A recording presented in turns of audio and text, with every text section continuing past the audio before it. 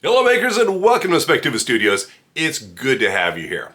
Now in our last project, I really found a new type of material to work with, which was so much fun, and that is colored acetate or cellophane sheets. So this is the kind of stuff you might use to wrap gifts or things like that. It's very thin, very colorful, and it turns out when you use it to create a collage, you get some very, very bold results, and this is what we created here. So check that out. And by the way, I'll put a link for the video in the description below if you want to see what that process was.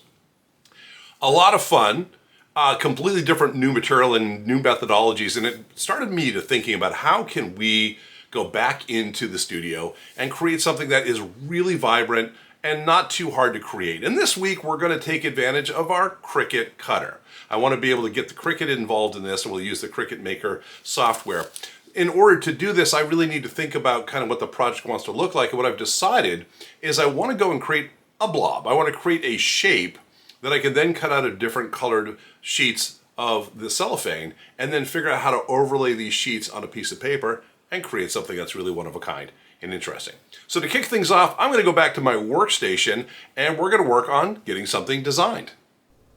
Now, if you worked with me on previous projects where we use the Cricut cutter, you'll know that I like to use a development tool called Inkscape. Inkscape is an open source drawing program. It works on all platforms. And again, it's free, which is really, it's not a bad price point to work with. It has some very amazing tools. Now, again, I will share, I don't find it's the most intuitive software I've ever worked with in my life, but there's a lot of great content out there on YouTube if you want to learn how to go through this stuff and how to use it. Some folks doing a really good job. Now, in this scenario, what I really want to be able to do is create kind of a blob. I want to create something that has shape and kind of tendrils, but I can use this to kind of create something and overlay it on top of itself. So I'm going to come over here and I'm going to start by grabbing just a circle tool. I'm going to make myself a starting blob, as it were. And there we go. Now, in order for me to work on this, I need to come up here and I need to convert this to a path, which I'm going to do. And now it gives me an opportunity to come in and say, all right, I want to be able to add different nodes to this thing. And so by being able to create these different places where I can simply click on the boundaries and say, all right, let's create something we can bend a little bit here. Oh, we'll add another one down here. Oops, let's grab that. And we have an opportunity to really create some kind of fun shapes that, I'll be honest with you, if I were trying to do this freehand, wouldn't work nearly as well. And I can also start to, bring elements in. I can start to manipulate things a little bit different, create kind of these arms or whatever I want to be able to do. And the overall goal for me is to be able to create something that's kind of a fun shape that I can resize and twist into something. And I'm going to kind of play around with pulling some of these different elements out. Like this one, we'll go out here. And by the way, I'm working on a 12-inch by 12-inch piece of paper, if you will, because this is going to be the size that it's going to be available to me when I'm working in Cricut on the cutting background. And once again, there's no right way to do any of this. What I'm really trying to do is just create something that's a bit organic and kind of fun. And, like anything else, you take a little bit of time to play with it, you'll get a better sense of what it can do or not do for you. I'm going to pull this out a little bit like that. And no right way to do any of this. So the thing is, I'm going to work on this for a few minutes. I'll come back to you once I have something that is making me happy, and then we'll talk about the next step. Okay, so I've been working on this for a little bit, and I've finally got to a point where I think this is kind of an interesting blob. And again, we're going to try different things out and may see what works for us, but this will be an interesting blob. So I'm going to come up here and I'm going to save this. That's going to be important. Let me do a save as. And I'm going to save it as an SVG file, and I'll just call this blob 3, because I think I already have a few blobs in here. And we'll save that. Now, I have my blob saved to my computer. What I'm going to do now is I'm going to get out of Inkscape, and I'm going to go into Cricut Maker. Now, when we first come into Cricut Design Space, it's really a repository of our previous projects, but it also allows us to create new projects, which is what I'm going to do now. And I am working in this scenario with a 12-inch by 12-inch grid in mind, because that's what my Cricut cutter is going to be able to handle over here. And what I want to be able to do is I want to take the file we just created in Inkscape, and I want to be able to bring it in, and I can do that by clicking here on Upload. And so upload allows me to go in and find things, including my recent uploads, which I've already tested this to bring it in, but I would click up here. I would click on the browse, go into my hard drive, find blob 3 and say that's the one I want. Click on continue and then say, yep, let's upload it. So it's going to bring it in and it's going to put it into, if you will, my palette. And if I stretch it to size here, I can say, all right, based upon this idea of kind of a 12-inch by 12-inch, I'm going to have some room to work with here. I'm thinking probably this can be a little bit bigger, but kind of work with that. So I'm going to be putting this through the Cricut cutter in a 12-inch by 12-inch grid, so I can cut it out. And I'm going to change the color of the, in this case, the cellophane that I'll be using along the way. All right, now that I have this position where I want it, the next thing to do is I'm going to send this over to my Cricut cutter. So I'm going to go up here to the upper right-hand corner and click on the Make button. Do you want to save this? Yeah, let's save it to my stuff. And I'll call it Cellophane Blob. How about that? So what it's doing is it's taking that shape and it's saying, all right, this is what it's going to look like on the 12-inch by 12-inch grid that you're going to be putting into your Cricut Maker, right? And I can change the material size over here. If I have a different type of cut, I can do that. But the mat I'm using is going to be 12 inches by 12 inches, and this will work. I don't want it to be super dominant. Could I stretch it out a little bit more? I absolutely could if I wanted to come in here and go back and kind of tweak it a little bit. I could also rotate it if I wanted to do that. But I'm going to be pretty happy with this shape looking like this.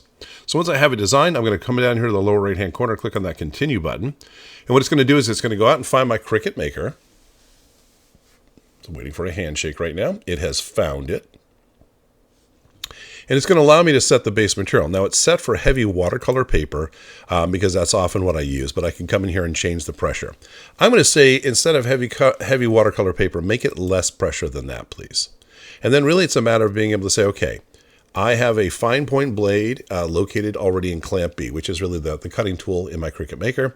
What I need to do now is go load the map and press the load unload button.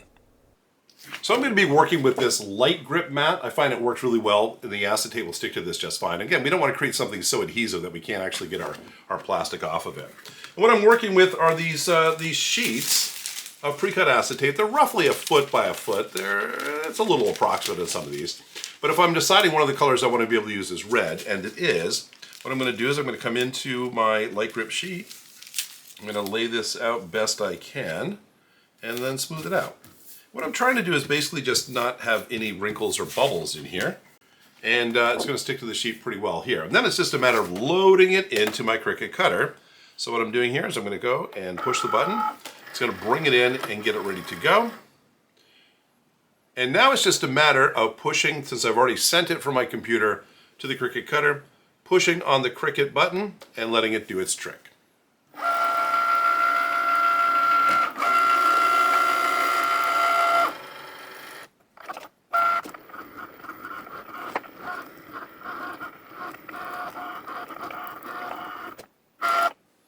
Okay, now that it's cut, I'm going to take it out of the cutter. And it's a matter now of the grand reveal. And what I'm going to do here, I'll just actually do it under this camera here, is I'm going to peel away, and everything that didn't get cut should come off just fine. And you can see pretty quickly that the blob stayed behind. And that is going to be the part we obviously want. What I'm going to do is I'm going to gently come in here and try to get a nail under here. There we go, a little bit. And pull it off best I can. But there we are. This is our magic. This is going to be the pieces that we're going to use. I'm going to take this red one and put it to the side. And I'm going to reload this now with a different color. I'm going to use yellow this time as one of my colors. So we'll put yellow in here and get it onto our cutting mat. And again, we're going to try to lay this as gently as we can so it doesn't end up with big old wrinkles in it. That's the goal. Come on, you can do it. I think we did it. All right, so I'm going to smooth things out. Now, because I'm cutting out the same shape that I cut out last time, I don't have to go make any changes. All I need to do now, load this back into the Cricut cutter. And once again, if I click on the Cricut button, it's going to go, remember, it's going to cut out the same shape, but this time it's going to be in yellow.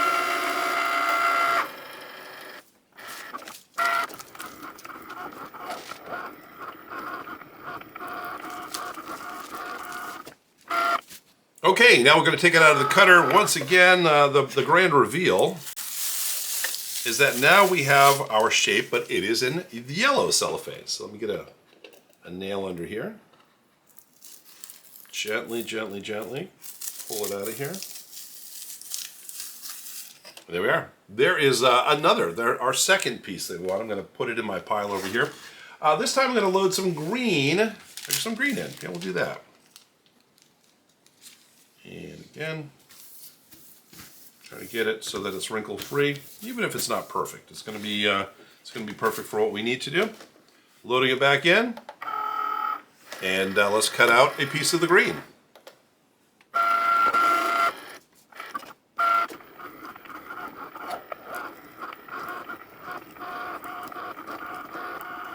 All right, let's reveal the green shape. Great. And let's get this taken care of.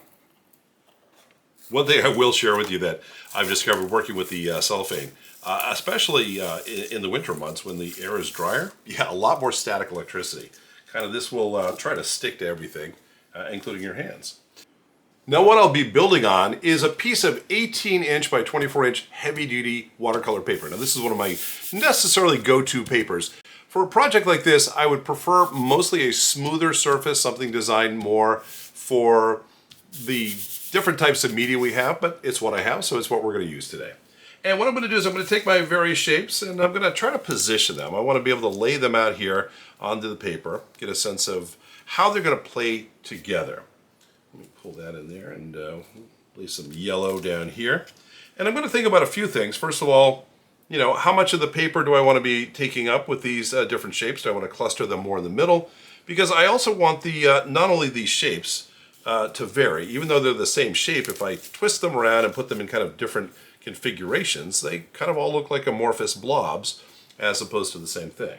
And if I take something like my blue and put it in between my red and my yellow like that, we get just a very dynamic scenario. And you can of course see the overlap between the blue and the yellow is creating a green underlying. We're getting kind of a dark purple here with the blue and the red, which is very cool. I like the way the red and the yellow are working together.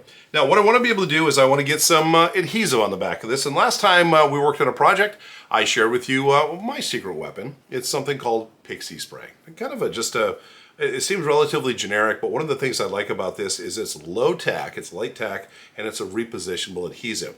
Now, and I will share with you, actually, I'll even share the product, not to make anybody unhappy, but I've attempted doing something very similar using the Scotch spray mount, which is a repositionable adhesive. Makes sense that they're relatively the same thing. This, when you spray it on acetate, melts the acetate. So just putting it out there, if you want a globby mess to appear on your artwork, then that's a fine tool. When we're using our pixie spray, it does not melt it. It does not make the colors run. Things are a little bit easier to work with. Now, one of the things I'll also suggest when you're working on anything, especially when you have things positioned and your brain's like, ooh, that is good, is take a picture of it in its current configuration. So let me do just that right now. Because what I may find is that later on when I'm trying to put these back together, my brain's going, I don't remember how to do that. Beautiful. So at least I have something to fall back on if things don't go according to plan. Now what I want to be able to do is to have a gluing surface, and I have just a board here, a piece of cardboard that I'm going to use. I'm going to pick this guy up and I'm going to turn it over, right? Because I want it to be the back side that's getting sprayed, not the forward side. And I'm just going to try to position it best I can. And the goal here is to get a nice even coat of the pixie spray on here. I don't need to saturate it. I just need to make it so that this will glue down to the piece of paper. So I'm going to come in here, and you might need to hold it down with your finger initially because it's very lightweight and wants to blow away. So let's come in here and let's just get some spray adhesive on this guy. And I think we did a pretty good job. Now the nice thing about working with this also is when we have this, because this is a transparent piece of plastic, is you can't actually see the adhesive behind it. So that makes it a huge, huge plus. All right, now I will caution you also, when you are working with these things, especially with static electricity, it sometimes wants to end up sticking to itself, and we want to avoid that as much as we can. Now, I'm going to come back in here, best I remember, as we were kind of right in here, and right in here. We'll just stick it down a little bit at a time. Come up here. And then if we need to reposition it, guess what? That's the beautiful thing about working with this spray, is repositioning is possible. It is something we can actually do. So I'm going to come in here and kind of play around with just getting this. It's like working with a piece of tape now. Yeah, it's looking okay. And you're looking okay. I might need to slightly reposition this, again, to get a wrinkle-free set. We do. Ooh. One last thing here. I'm going to just pick up this end right here and just smooth it out. All right. There again, a little bit of patience, and we made the red stick down beautifully. I'm going to do the same thing again with my yellow. And again, I can dry fit it here. I kind of like this. I really just like the way these two work together. So let me, again, I do have a picture of that if I need to fall back on them. Just kind of try to remember that kind of the big blob is over here and that one's going there. And I'm going to pick this up, and of course I want to be able to spray on the inverse of this. So let's get this laid out, upside down as it were. Get my pixie spray into motion here.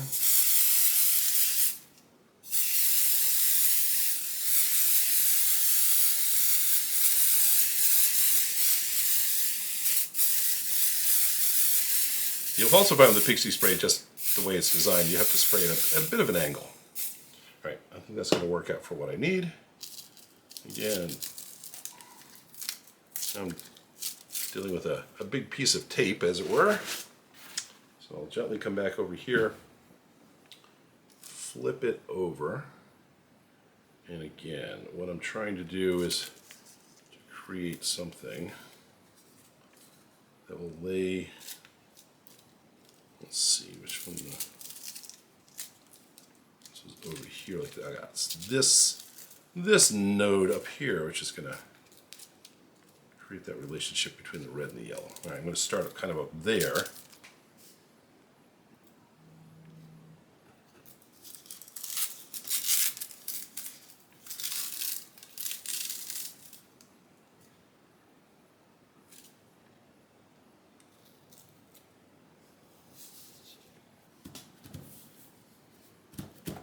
All right, takes a little massaging sometimes, a little bit of patience, but again, getting this down so it's nice and smooth, not sticking to the things you don't want it to stick to, and reposition it where it really looks very good. Okay? Now again, you know, what makes a piece of art a piece of art? These two different colors and forms kind of dancing on top of one another is really cool. I did cut out 5 different colors. I may change my mind and say, you know what? I'm just going to go with my primaries here. Let's say I come in here and I just drop this blue piece on top of my yellow and red piece, just kind of put it in the middle here. And the thing that's really very cool about this again is that we're getting the mix of colors. Where the yellow and the blue meet, we get green coming through, and we have this dark purple showing up where the red and the blue are meeting up. I kind of like how that's turned out. Again, I might want to play around with it a little bit and kind of just, you know, reposition it and see what's going to work best for me. There's no right answer here.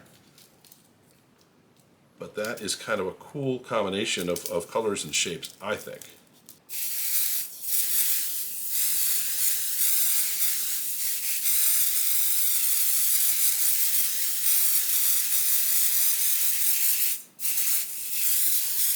Okay, I think that'll work. Making this up as I go along, but I'm going to put this blob kind of up here, and let's put that in there like that, and let's put this kind of creeping down into the yellow area.